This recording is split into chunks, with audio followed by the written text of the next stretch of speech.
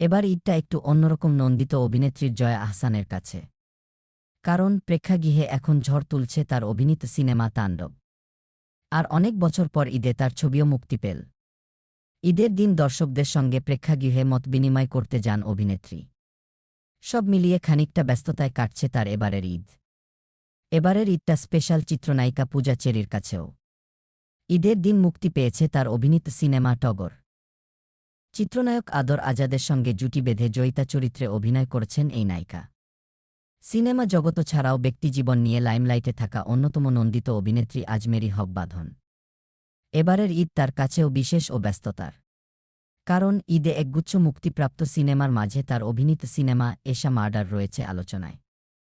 এ নিয়ে ব্যস্ততার মাঝেও ঈদের দিন নিজেকে আলাদা করে সময় দিয়েছেন বাঁধন। সবুজ এর নান্দনিক পোশাকে নিজেকে মেলে ধরেছেন ভক্তদের মাঝে। ছোট পর্দার গণ্ডি পেরিয়ে এখন সিনেমার নায়িকা তাসনিয়া ফারিন। এবার ঈদে দর্শকেরা তাকে বরণ করে নিচ্ছেন নতুনভাবে।